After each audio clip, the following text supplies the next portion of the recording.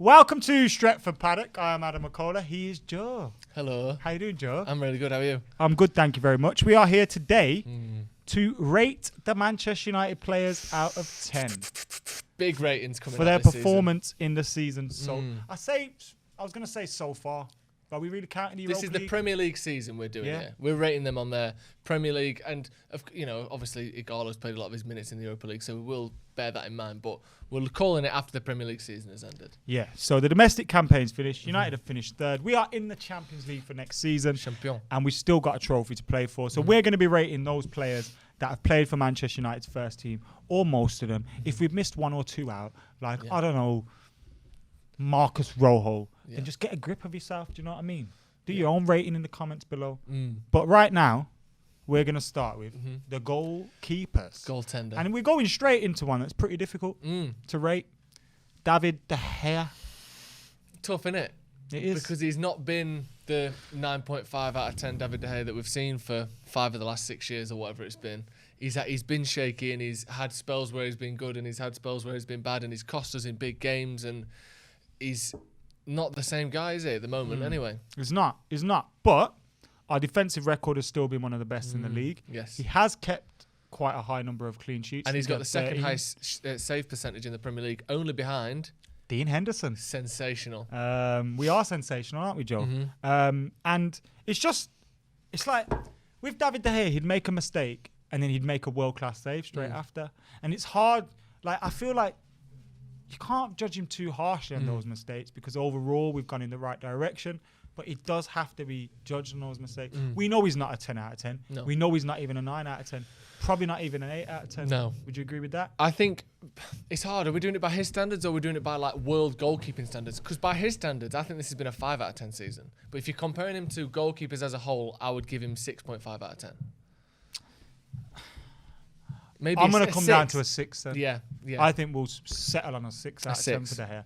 And statistically, I think he's looked all right. But we have to point out, when the you watch Watford every mistakes, game, the FA Cup semi-final. Yeah. Some of those mistakes, Tottenham. the top 4 could have been sorted ages ago. Do you know what I mean? But on the other hand, some might say, would you have got top 4 without De Gea? And that's a good question. It's a good question. He does make those miraculous saves still, those spectacular saves, but he hasn't been the same guy. 6 out of 10 seems about right to me if you're comparing him to goalkeepers as a whole. Yeah, 6 is fair. So we'll go 6 out of 10 for David De Gea. What about his understudy, Sergio Romero? It's a weird one, isn't it? Because it'd be strange giving him a high rating despite him not playing as much, but you're sort of rating him on the job they're there to do, aren't you? In context to what Sergio Romero has done. Sergio Romero is the second choice goalkeeper. He comes in and plays in the Europa League. He's been almost exceptional the whole time. He made that one mistake where he got chipped in the which game was it? It wasn't the LAS game. It was one of them games away from home, one of like Astana or something like that. Rotherham, or one of them. Rotherham. It was against Rotherham, but where he came out of his net, got chipped, and it's just, other than that, he's been excellent. But he did make that one mistake. So, is there an argument that if he was as good as people think he is, he would have replaced De Gea in the first team this season? Definitely. That's an argument. Despite my recent criticism of De Gea, that is an argument I've made about Sergio Romero the whole time he's been at United. If he was that good, he would have taken over from De Gea, because he's on probably a quarter of the wages. He's supposedly this clean sheet merchant, this excellent goalkeeper, and he is an excellent goalkeeper. But I think he's the perfect number 2. I think he does his job well. He doesn't complain. He seems to be good for morale, or at least not negative on morale around the squad, and he's always reliable. He's never injured. So, out of 10? Again, it seems weird rating him high, but I would think for the job you expect him to do, I'd give him a 7 out of 10. Do you know what I mean? I think that's fair. Because he's made from one what we have half seen mistake from him, in a game that we won. Yeah, exactly. You can't give a player rating based on, actually, he didn't replace De Gea, so his rating goes down. No. Because that's a bit daft, do you know what I mean? Like, he didn't play. So I agree with you. In the games that he played, I think his average rating would probably come to around 7. Yeah. That's fair. Right, moving on to the defense. Get those defenders Love a little out. bit of defense. Which defender you want to start with? You want to go? I say let's start from the back. Let's go for the big boy. Let's go Aaron Wan-Bissaka. Ooh. He's came in, £50 million price tag, 21 years old. He was this defensive beast at Crystal Palace. Defender of the year for Manchester United?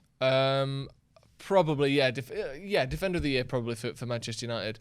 He's come in, he's played not every game, but most of the games. Looked a bit leggy toward the end of the season, but he has honestly revolutionised the way I consider, or the way I expect, or the things I want to see defensively from a fullback. I, in my lifetime, have not seen a fullback as defensively sound as Aaron Wan-Bissaka at Man United. I don't think Neville was. Irwin I didn't see quite as much because he was a bit slightly before my time. But, Evra wasn't as good as him defensively. No one was as good as him defensively. Obviously, most tackles in the league this season. Most tackles in the league this season. And also, he gives away a lot less fouls than all of the other players around him in the tackling stakes as well. So his tackle success ratio is incredible. And we saw the way he famously pocketed Raheem Sterling time and again this season. He's been fantastic, hasn't he? We're going for an 8 out of 10 with Aaron? I'd go 8.5, I think. I would have said 8.5, 9 out of 10, and he would have been my Player of the Year nominee. But I feel after the break, there's been a slight dip in his performance. Now, that could be fatigue and the amount of games that have come really close together. And obviously, it's his first season at United. But I still think you've got to bear that in mind. That's a good point. So I'd say at 8. Yeah, I'll agree with you. 8 out of 10. 8 out of 10. Who's next? Do you want to stick on the fullbacks or do you want to go to the centre? Yeah, let's go. Let's stay on the right backs. All right, right back. Well, fullbacks. Let's go to the left, Luke Shaw. What have you made of him this season? I've been the most impressed with Luke Shaw this season, as the season ends. At this moment right now, I know he's been injured for the last few matches, as I have been with him since he first joined United.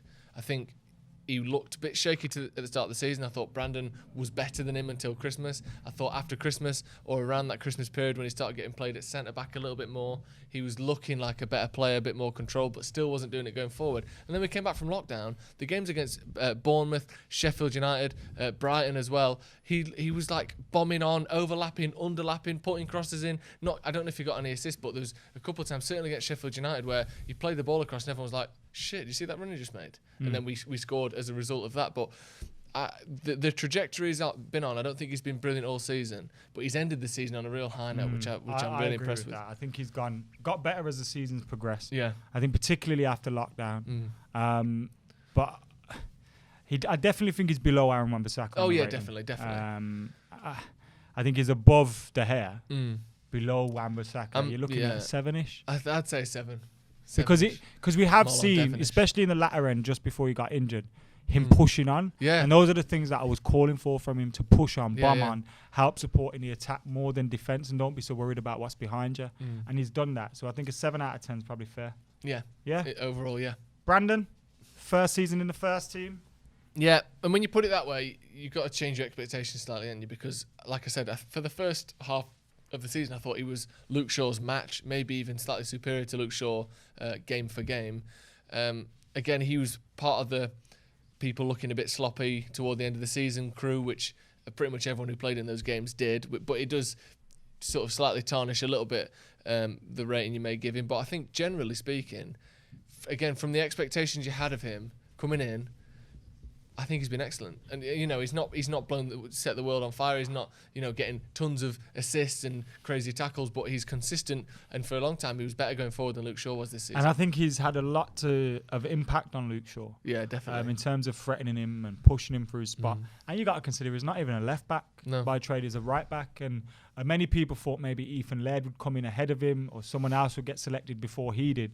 But no, we've seen him come in, take his chance as well, and make himself a part of that first team squad. And we saw him, I know towards the tail end of the season, probably didn't have a great time, but at the start, he was winning penalties, he was scoring goals. You think of the Sheffield United comeback. Sheffield United comeback, that was his second half. I think he's done really well. I'd probably go 7.5 for him. Would you? Just I wouldn't in the context that it's his first that's season. The thing. The context is important, but I think it would be unfair to Luke Shaw to rank Brandon higher. Should we go 7? I think 7. Same. 7 each. Yeah. All right, that's fair. Yeah. Who's next up on the other side? Diogo Dalot. Oh, I believe. Diogo. It's been a tough season for him, hasn't it? It's been a weird season. It's the first one where you sort of go, what's going on here then? Like getting left out of games. Could be his last season. We'll come to Fosu Mensah in a moment, I'm sure. But the fact that Dalot was left out for Fosu Mensah for 2 of the last 4 games is completely bizarre, isn't it? He's only appeared in 11 games this season. Scored 1 goal against Tranmere. Yeah. Good goal as well. Cut onto his cutback and then smashed it. Because I like that Diogo Dalot. I think he does have a future. Me too.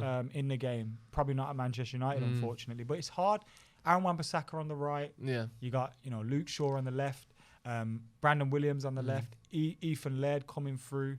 And I think, especially with Timbo back getting as well. picked, Yeah. I think that probably shows that Ollie probably wasn't convinced by Diogo defensively, maybe. Yeah. For me, again, when you compare it to, I don't think he's been terrible when he's played. I wouldn't roll my eyes and put my head in my hands if I saw him on the starting lineup. But compare that to the progression you would have hoped he would have made by now at United. It's looking at 4.5s, 5 for me. And again, it's less of a knock on him as it is on expectation to reality, which is the opposite of what we saw with Brandon. I think it's hard to give him much more than a 5. I don't think he's been a 4. No. And a half. Because I know what you mean. When he's played, he's never been that He's never bad. been bad, no. 5, so 5 is sort of 5's fair. Average, neutral, isn't it? I think you start on a 6. Yeah. When the season starts, August, you start on a 6. Yeah. It's like pro clubs or FIFA. When you start, your rating's on a 6. Because also the better you get, it goes These up. are Man United players as well. It's not like we've just got an amateur player in there who's starting on a 1. He's a good player, but what should we say? 5.5? 5. 5. 5's fair. Yeah. 5's average. Yeah. And he's been average. Yeah. He's had an average season. He's had an average season. Tim Fosu-Mensah. He's just scraped in on the ratings because he's played 2 games. I'm going to give him a 6 or a 5. A 5.5. 5.5. 5.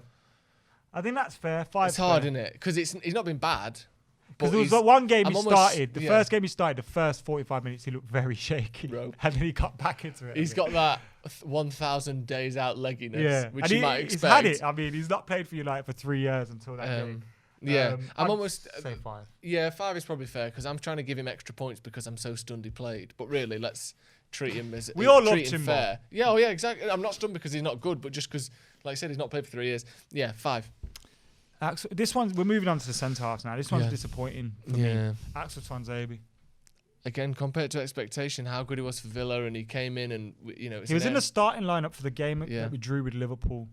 At Old Trafford, and he come out through injury, and I don't think he's really been since. No, it's got to be if Delo's a 4.5, it's got to be around there, isn't it? No, Delo was a 5. A 5. It's got to be around there.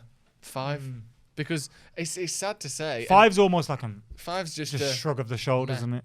Yeah, he's not had chance to impress, and that's not his fault. But you can't give him much more than that, can you? Well, you can't. Yeah, you can't give him a 6, 7, 8, or 9, 10. It's a 5. 5's fair. Right, we're getting on to the serious side with boys. centre halves now.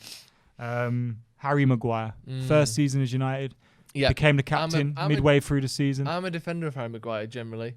When you look at last season, United conceded 78 goals in 53 matches. This season, we've conceded 48 goals in 58 matches. So 5 more games, 30 less goals.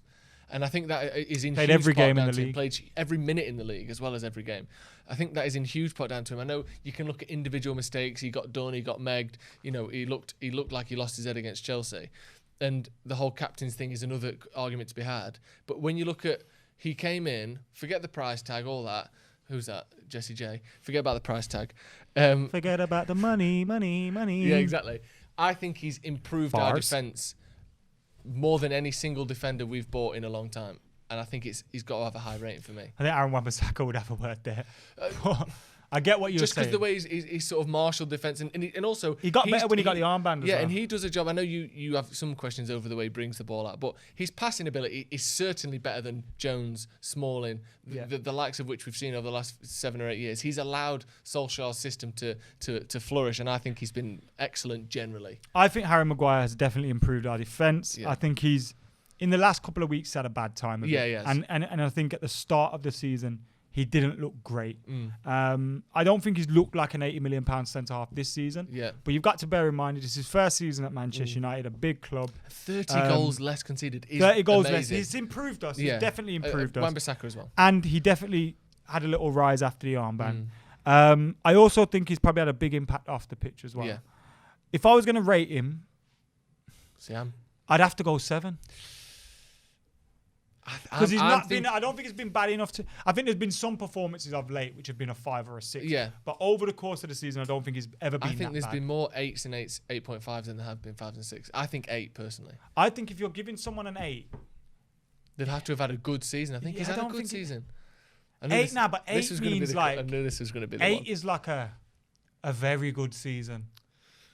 Do you know what I mean? Okay, I'll go 7.5 then. All right, so it's going to end up I know at what 7. you mean. 7.5. 7.5. Come on. All right, You're well, a 7. I'm all a right, 8. all Let's right. go. Let's meet in the middle. Well, I'm a 10, Joe. That's true. I don't know what you've heard. I'm a 7. But let us know what your rating is for Harry Maguire in the I comments think that's below. going to be out one of 10. those that some people will only see the good in what he did. Some people only see the bad. But I think he was. I definitely think he's overall- improved us. Yeah, I think so. 7.5 we're going for, yeah? All right, sweet. Mhm. You just twist my arm. Yeah. His sidekick, Victor Lindelof. Again, he's one who gets underrated for me. I don't think he's been as good as Harry Maguire. We kind of know what Victor Lindelof is at this point. I think he's been pretty good, though. I don't think he doesn't get dribbled past many times. You see all these stats, mostly for centre-backs. Stats don't paint the full picture. You know, like Titus Bramble might well have the most headed clearances in a Premier League season or whatever, and it doesn't mean you're the best player. Though. But he wasn't Vidic. He's great at Ipswich. But yeah, stats don't always paint the picture, and I think Lindelof doesn't always inspire the most confidence, whereas that's one of the things I think Maguire does do, or generally did do this season. I think Lindelof, I would give him a 6.5 this season. I think he's been on the good side of average. I think a lot of the time he's been as good as Maguire. I think most recently Yeah. he's been better than Maguire. In the Before the break, Maguire was better than him. yeah. And I think I said Maguire was originally a 7, and that's what I would give Lindelof as well. Okay, I can go with a 7. I think he's been good. Because I think a 6 is very harsh. Yeah. You're Well, looking I at said 6. 6.5. I think they're very harsh, you know what I mean? Yeah. Because, like you said, they've improved our defence. Yeah. They've played an awful lot. We haven't had much backup. No. Do you know what I mean? That's which is a good thing as well. Let's not forget how unusual it's been to see two Man United centre backs play like 35 games together. But at times we didn't want to and we had to. Yeah. True. And you have to consider that. Yeah. Eric Bailly, the greatest So centre what we're half. settling on there? 7. 7. Okay. 7. Eric Bailly, the greatest centre half in the world. What are you giving him? I'll go first if you want. Yeah, you go first. I'd give him a 4. Shock horror. That is a shock horror. I love Eric Bailly. I know you do. I think he's our best centre half. I think he should play for Man United. Yeah. But it's been a season where he hasn't delivered for us again. And ultimately, it's not your first season. What is And it, you have to be 4th? held to a little bit of a higher regard. And I think Eric Bailly, for as good as he is, hasn't played enough. And whether that's injuries or I know whatever, but you've got to be fit. And I think ultimately, other than the Chelsea game, when he has played, he hasn't quite been at his best either. I don't think he's come in and been the Chelsea game. He was brilliant against Chelsea, the one where we beat him. But other than that, I don't think it's been like he's played 9 games. He's for us played, this season. yeah, and I think 4.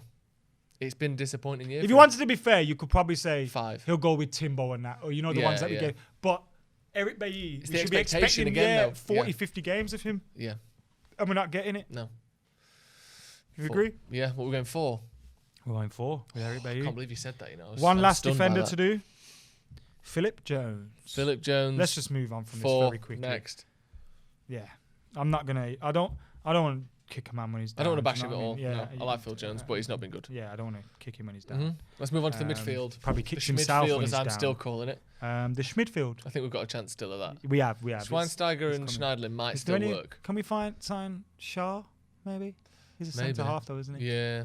Damn it. Damn. Right. Damage limitations. Who do you want to go with first? Let's go with the midfield that started the season. Actually, Scott McTominay. Yeah, it's hard to sort of separate, or it's easy, should I say, to kind of separate the season into 2 portions for him and Fred, isn't there? Pre-Bruno, post-Bruno, where the trust and the expectations of them have changed. But for most of the season, Scott McTominay was doing a very good job of a very difficult job, if you know what I mean. And I've been impressed with him for the most part this season.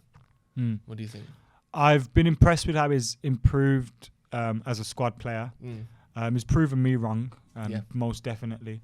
I still think there's sides to his game which aren't, what we need. Maybe is probably the best description, because I'm not trying to take anything away from him, but I don't think he has the wherewithal, the reading of the game, or the defensive abilities of a Nemanja Matic. No. But I think he has the attributes and the qualities to probably be able to replace him in the long run. Yeah, and I think the ability to improve as well. I Yeah, think you've seen 100%. that from There's a bigger ceiling there. Yeah. So I've been impressed with him this season. But again, there's been times when I think Scott McTominay, and this happens with players that play like he does and that wear the heart on the sleeve. When they have a bad game, they get away with it. Yeah. Do you know what I mean? And people overlook his bad games. And I think there has been a fair few of those bad games in there. So again, I'd be leaning towards a 6.5, 7 with him. Yeah. A 7 suggests you've been good. Has Scott McTominay. But you've got to kind of...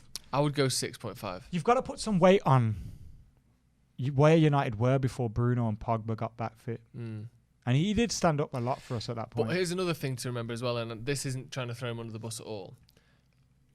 You also have to remember that when McTominay and Fred were our midfielders, we were 14th, 7th, 6th.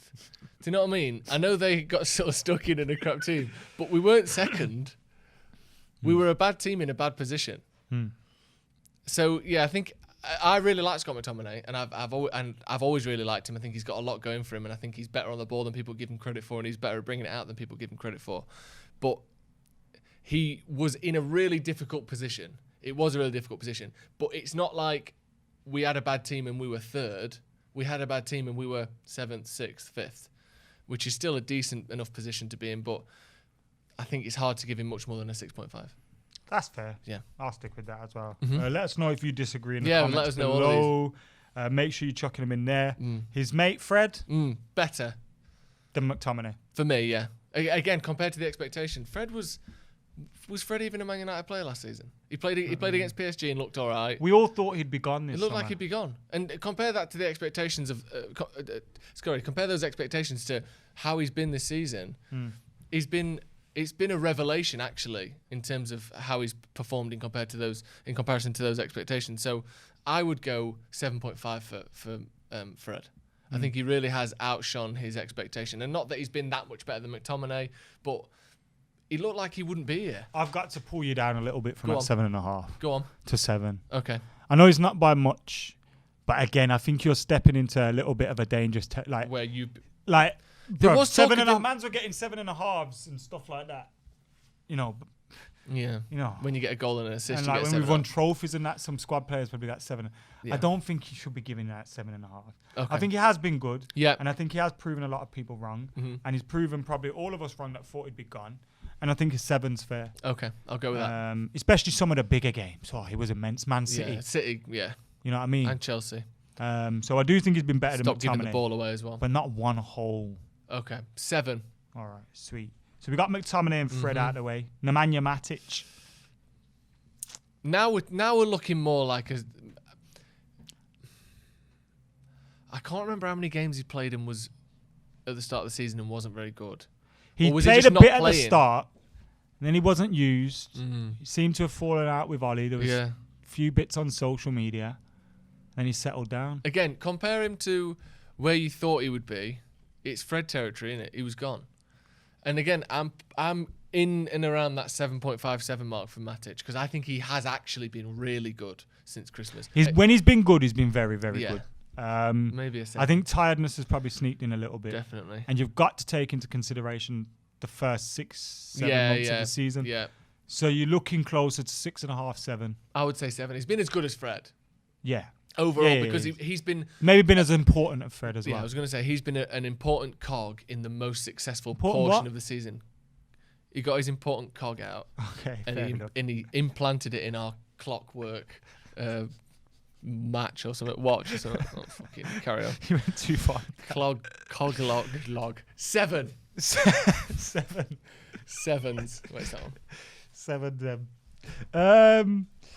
Bruno. He's a Portuguese magnifico. That probably doesn't sound great. We're doing Bruno. Shall we? Yeah. Bruno? You want to give Bruno 1? I absolutely will be giving him way more than 1. I'll be giving him 7 and 8 or 9 or 10, depending on how I fancy it. He's been fantastic. The only knock you can give him is that he wasn't here at the start of the season. And where the fuck were you, Bruno? Yeah, we were waiting 4 years. That's not a knock on him, but when you look at who's done the most throughout the whole season, he wasn't there for the first half, which isn't his fault, but he's been just... in terms of a catalyst for Man United, don't compare him to Cantona and all this shit, but do compare him in the last few seasons. He's been the biggest catalyst of a single season we've had alongside David De Gea. And Zlatan. Yeah, I think he's been a bigger influence than Zlatan. I think he's been a bigger influence than But Zlatan. I think Zlatan was a big influence. I think we forget how much of a big influence Zlatan was. Oh, yeah. I think Bruno's up there with that kind Yeah. of. I think the difference with Bruno is it coincided. It came at a great time where everything seemed to click. Players were getting back from injury, and even then he was, Still Pogba wasn't there. Yeah, he was. It was almost a perfect foil for Fred and McTominay. He didn't play with Pogba or Rashford until after lockdown. Yeah. Let's not forget that. Yeah, it's true. It's true. And I do think he did a lot off the pitch as well in terms of, boom, just lifted expectations. And also at lifted the club. expectation, but lifted how United were viewed and spoke about in the media, lifted how the feeling around the club was, for United fans, for non-United fans. The storyline against United isn't that we're shit, it's that we get too many penalties. When's the last time the reason that other fans had a go at us was for something good that we do? Remember under Ferguson, it was, you just do this, you just got Fergie time, you just got this. Once again, the criticism we're getting from opposition fans is you get too many penalties, not look at you just shit. How about getting a penalty box, you that's knobs? Bruno. He's got 9 out of 10. Yeah. Is that fair to someone that's only been here half a season? He's got 8 goals and 7 assists. He's our second highest assist maker in the Premier League. He's our fourth highest goal scorer in the Premier League. He's been here for 3 months of playing. He's got 15 goals and assists in 14 Premier League matches. I was very close to 8.5, but something made me say 9. I agree. Exactly the same. I was very close to 8.5, but he has been the reason that United are top 4 this season. We wouldn't have got top 4 if we didn't sign him. Is that what he is? Yeah. Next. Who else haven't we done? We've done Fred, Matic, McTominay, Bruno. Let's do a little bit of Paul Labille Pogba. Pioche. He's been very good, hasn't he, when he's played? He has had 9 months injured. Oh, that's fucked, isn't it? Which is shit for him. And then he came back, and he was in the team, and then he looked tired after a few games. Yeah. I still think his influence paid. Yeah. But if we're looking at him, we're looking closer to a 7, 6.5, I would give him a 7. A 7. He's been excellent when he's played. It wasn't his fault. He wasn't playing. One thing I would say, and again, cost us 4 points. This wasn't really his fault. Well, maybe toward the end he cost us 4 points. One of the early season dramas that United had that kind of paved or sort of pointed us in a certain direction, because we started quite well actually in the season.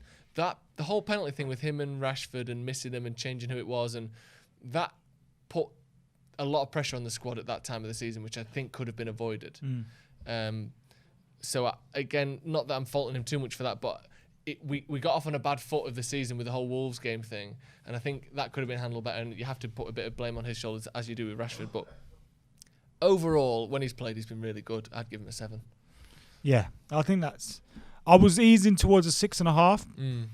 I'm gonna go 6.5. Okay. Well, do you know why? I think he would give himself a 6. Yeah, I agree. If that, bro, you've missed most of the season. Yeah. 6.5. What are you doing, Paul? No, I know what you mean. I still think he's a massive influence on the team, but I think you've missed most of the season. Yeah. And it looked like you were gone. He's not done much more than Matic, for instance, has he? Probably not. I'd give what him did we give Matic? I think 6.5. What did we give Matic? 6.5. All right, that's fair. Awesome. Whatever we gave Matic. Yeah. Callum. Right, we got a few attacking midfielders. So we got like the likes of James, Mata, Andreas, Jesse. Okay. Who do you want to go with first? Start with Dan James. Go on. Started very well. Again, plugged a hole in a team that didn't have a player in his position. Hole? He plugged, I guess it was Antonio Valencia's hole, because he's the last right winger we've had. So he plugged Antonio Valencia's hole. Little man filling a big hole. But he's tailed off quite dramatically, hasn't he? Again, compare it to the expectations you had of him. He started very well. He's still It's still his first season for United. Exactly. It feels like it's his second season for United, or it feels like.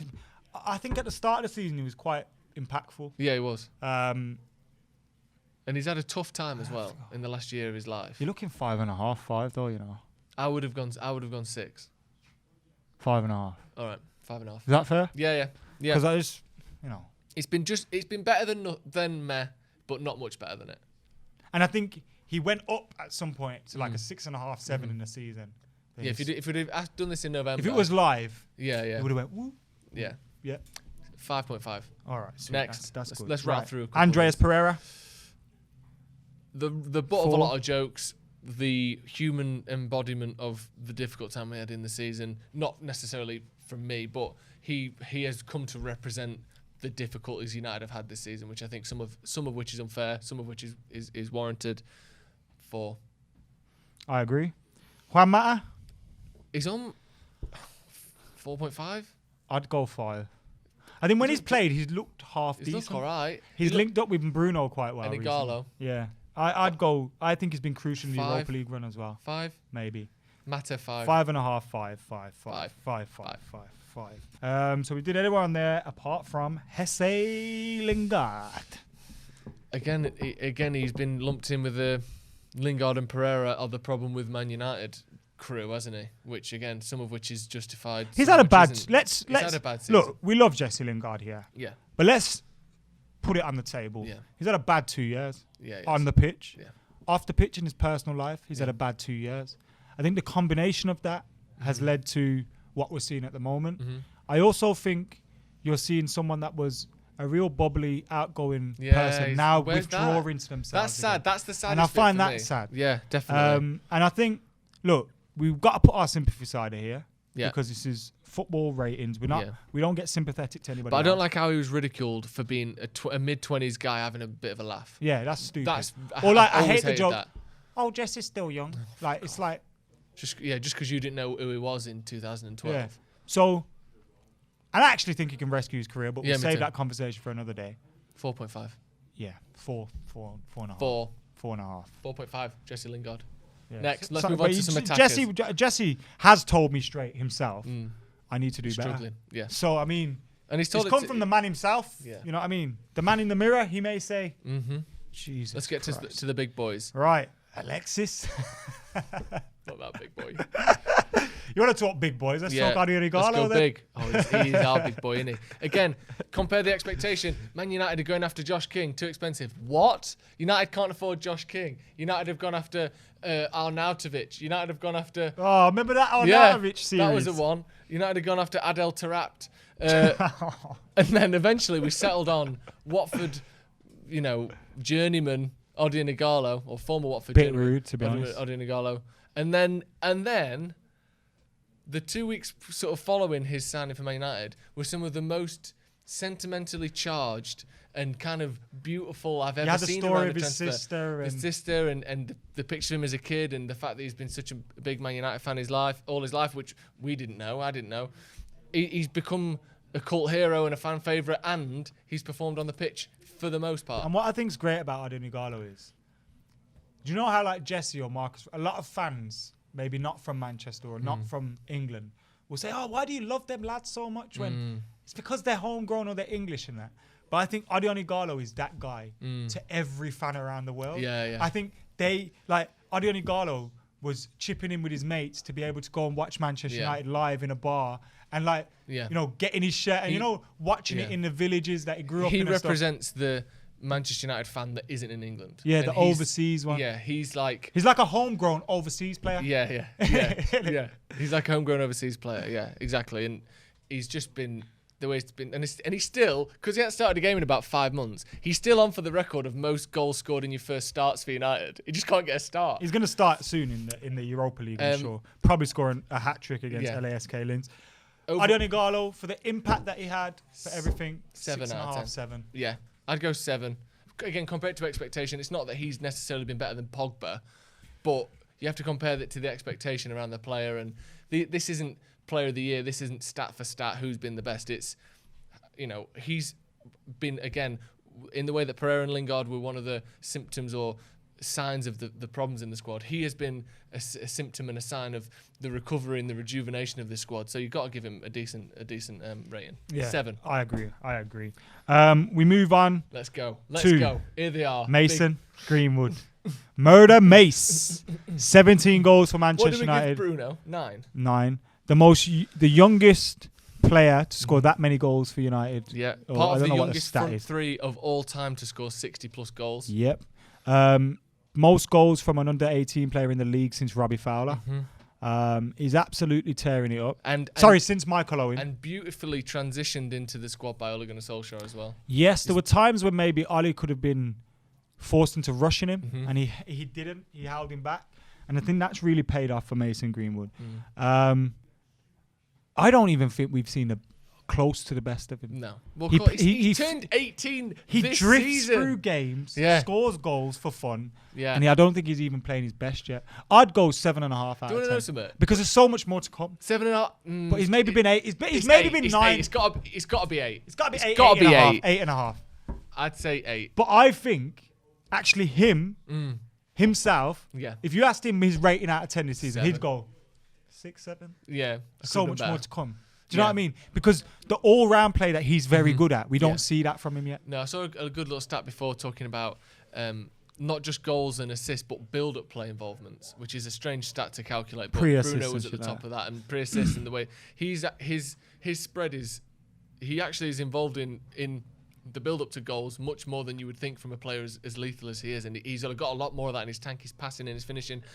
We saw that the chip over to Bruno against Brighton on the counter-attack, which is a decent little chip that he did there, and not the easiest of things to do with that pressure, and you're 18 years old, but he's just got so much to give and so much more.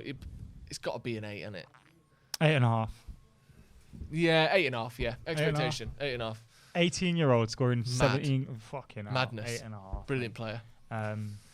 Marcus Rashford. It's a difficult one. It is a difficult one because we'll get to this in our Player of the Year video. For me, he's been my Player of the Year for Manchester United, but I don't think he deserves the highest rating, because we are putting so much emphasis on on expectation and on context. But I think and again, I'll give a bigger explanation into this, and it's a slightly strange thing to say. I think he's been the most important player for more of the season than anyone else. But if you compare it to how good we know he can be, and whilst this has been his best season, I think there's still more to come from him, and he could have ended the season slightly more strongly, perhaps. But he's been brilliant, and he is the one. We look at Fred and McTominay, who both did well, but the player that kept us even remotely close to top 4. The only reason we had a chance for Bruno to turn it around was because of Marcus Rashford for most of the season. I know Martial was good as well, and there were a few other players, Wan-Bissaka, Maguire, but his goals, 19 goals before lockdown, were so crucial to United, even being within sniffing distance of Leicester and Chelsea. But I don't think he's been. It's incredible. Been the year where the pennies dropped. You've seen that consistency 20 really goals. come. No one said 20 plus goals, loads of assists. You've also seen, I think, 2 roles from him. You saw pre-lockdown there was a Marcus Rashford that's got job is to get goals, create goals, do all of that, be a proper attacker. And then he's moulded a little bit since, where he's trying to create more for people. He's dropping in, he's playing these slide rule passes with the right weight on them and things like that. And you're thinking, Ross, is that Marcus Rashford playing that pass? Yeah. And I think he's really shown another side to his game. But I agree with you, there's more to come. I'd still got 8, 8.5. I'm going to go 8. I think I'd go, 8 or 8.5. 8? 8. Because we gave Mace 8.5, right? Again, it's an expectation thing. He's my player of the season, Marcus Rashford, but I think 8 is fair. I know that sounds stupid, but you know what I mean, I get what you're saying. Yeah. I get what you're saying. 8 for Marcus Rashford. Last up, Martial, whatever. No, Anthony Martial, Manchester United. 22 goals, number 9, 9 assists for the first time in his career. 36 starts, I think it is. His goals and assists contributions, no penalties massive. Either. No penalties. Not that I give any weight to the whole you score penalties argument. I don't give any weight because he missed a penalty. Yeah. Against Tim Krul. So it's like, yeah, see, he tried. He's just crap. If he could score penalties, maybe he'd be on 22 goals for a season. But I mean, I think the most impressive thing about him hasn't been the goals, because we know he can score those goals. Hasn't been the kind of goals he's been scoring. It's been his all-round play, the maturity, the evolution back into the number 9, because we know that was the position he was favoured in, and now he's gone back there. And I think he's like you're showing the love that Ali's shown. He's just making blossom. Martial's like a dolphin. He's an animal that left the ocean, came back on land, and then went back in the sea. Can dolphins go on land? No, but they did before. That's why they're mammals. That's why they have to come up for air, because they're not. The sharks. There's a period of time when dolphins lived on land. A predecessor to the dolphin came out of the sea, learned to breathe oxygen, from the air and then decided, fuck this, I'm going back. That's Martial. He's like, I'm a number 9. Nah, I'll go out on the wing. Fuck this, I'm going back. I'm a dolphin. Skipping out the water now, innit? Jumping out, arcing waves of what, fun? He looks like he's having fun. That's the best thing. People were like, Martial doesn't smile. He just hasn't been happy for 4 years. It got boring after a bit. It was like, fuck's sake, stop smiling. Martial, it just turned out he hasn't been happy for 4 years because he smiles all the time now. I'm happy with him. Would you be happy if you had fucking Mourinho in the office every day? Yeah, who clearly didn't like him. I think he's been excellent. What a wanker. By the way. He's up there with the most improved players for me this season as While well. we're on this topic of Martial and Rashford, can I just say we won? Yes. We won, bitches. Martial FC, Rashford FC, whatever you want to call us. Whoever we you won. are. And if you want to, and that's the thing, you don't even need to compare. It's just they're great. They're both really good. I think Martial's been ahead of Rashford this season, though. I think he's been more important to the team. I don't think he's been more important to the team. I think you've seen it when he's been out of the team. Rashford missed him. I do think there's been periods where Rashford's edged it, especially pre-injury. Yeah. But I think if you look at the whole season, I think only January really Martial was poor. He had 2 months out around that. Apart from that, he's been excellent. I don't think he's been poor at any time. And again, he had a bad January. Yeah, he had a bad January. He didn't look great. I don't think he's been poor the whole time, should I say. But I think if you look at who was the defining player for each portion of the season, I think attacking-wise, for the first portion it was Rashford, and for the second portion it was Bruno. And that's the only reason he wouldn't be my player of the season. I think he's been consistent for most of the season in and around those two. He's been vital to both of those players. has, and he has. And again, you could say he was the second most important for the first part and the second for the second part. So overall, he was the first. But I don't think he's quite been the best player. But again, the way his hold-up plays improved, the way he uses his strength, the balls that he now thinks he can get. Like he didn't used to go for certain things, or he would the fighting people off in the box and turning, and the one against, was it Brighton? Southampton in the box, but the Brighton one on the halfway line, or 35 yards out, pushing people over, falling, standing back up, knocking someone out of the way and passing it out. He didn't used to do that. For Greenwood's goal. For Greenwood, yeah. He didn't used to do that. And for that, he's again, an 8 for me, or an 8.5. He's right up there with. I'd go right Rashford behind. Yeah, I'd say 8.5. Because I think there's more to come. Yeah. I think there's a lot more to come. Yeah. I think you see with Bruno, the reason I gave him a 9 was I think we're seeing the complete Bruno, but he can just do that for. Yeah. You know, he can go on and do that. I think with Martial and Rashford, they're gonna have it. There's another step to come, I think. Yeah. And if you're giving a minute by minute average, I think Martial's been consistently excellent for most of the season. That's why he's player of the year. I'll give you 8.5. I'll give you 1, Joe. Thank you. Guys, that's it. Alexis Sanchez. Oh no, 10. forget him. Player of the season. That was fun, wasn't it? I hate doing things like this, really. Why? Because why put a number in an hour, I might think of another number. Yeah. You know what I mean? What number will it be? 41 or something? We should have done ratings out of 27. That'd have been well confusing. That'd have been nice. Anyway, guys, thank you for tuning in. Make sure you're subscribing, liking, commenting, sharing. Join as well. You see down there's a subscribe button around there. Next to it, it's like a join button. Oh yeah. Tickle it. Do something. You see it? It's hot. It's hot Fucking because them well hot. motherfuckers just pressed it. It's red hot. Make sure you're pressing that button, liking, commenting, sharing. I've been Adam. He's been Joe. We are Stretford Paddock. In a bit.